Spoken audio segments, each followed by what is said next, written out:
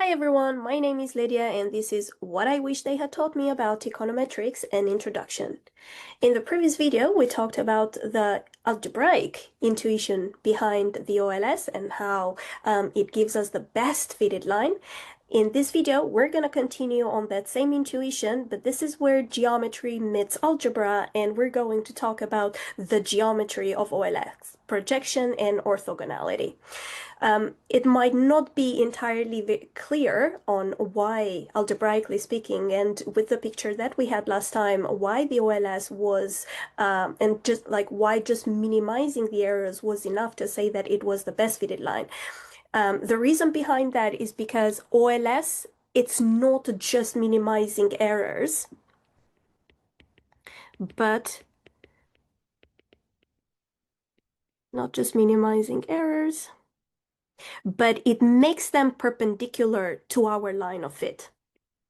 And this is a very important element. We'll explain a little bit more about it as we go. So it makes them perpendicular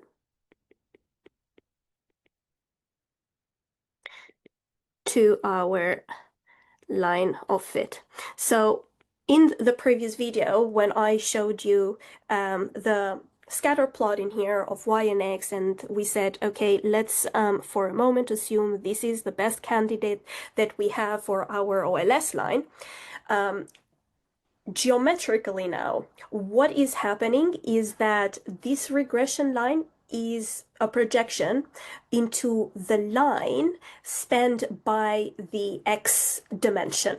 So what OLS is doing is finding the points on that line that's closest to every observation in a least square sense. So what it's doing, it's taking, let's say, this point and it's finding its closest observation into it. So that would be, by maths, just the perpendicular, the orthogonal line that falls directly into this line. So that would have been like the projection of that line into our best fitted line.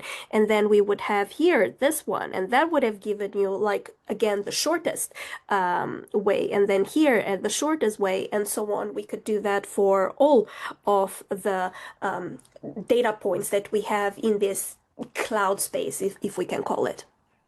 So while the variable x is defining one direction in the horizontal axis, the variable y is the vertical dimension. Now, each observation here being this xy combination, the regression line, again, is just a projection of this cloud into a one line spanned by the x. Okay, so this is the projection of the, and I'm going to put this in quotation marks, of that cloud of data, okay? Now, the key property of this projection is, again, orthogonality.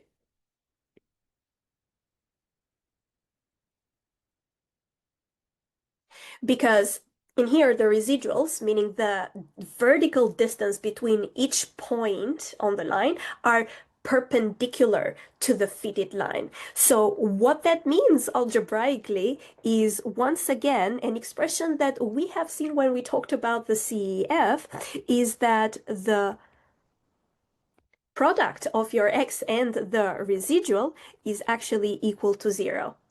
Remember, this was the means, the means, the residuals are uncorrelated, okay?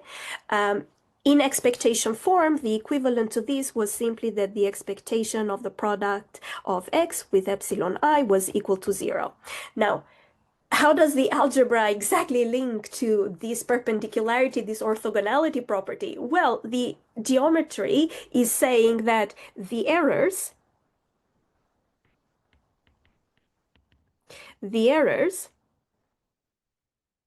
have no direction.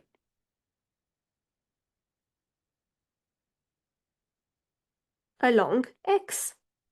Okay?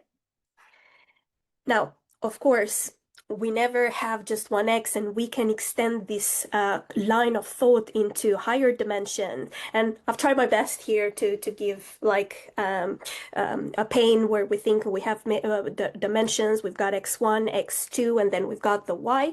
Now, what's this um, perpendicularity do in the case of like higher dimensions in here is that we're literally finding here the projection and our fitted lines,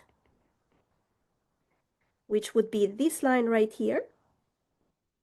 Okay, this is your y hat. It's like the any mistakes, any residuals will be perpendicular to there. So the OLS, it's basically not just a line. It's projection, a projection of y into a subspace that it's defined by x. Okay? And keep in mind the fitted values y hat, which are in this like projection line that I just drew, the residuals point out of it at right angles. So you see the way that I came down here was at a right angle. So at any point that I had a y here, it would have come in here at a right angle and so on.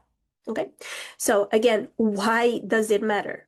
Because that's why we can interpret OLS coefficients cleanly by saying that the errors have no direction along the S. Basically, we're saying that we've managed to explain the Y by whatever the X variables are capturing, and it's independent of any noise that's left out there, meaning the residuals.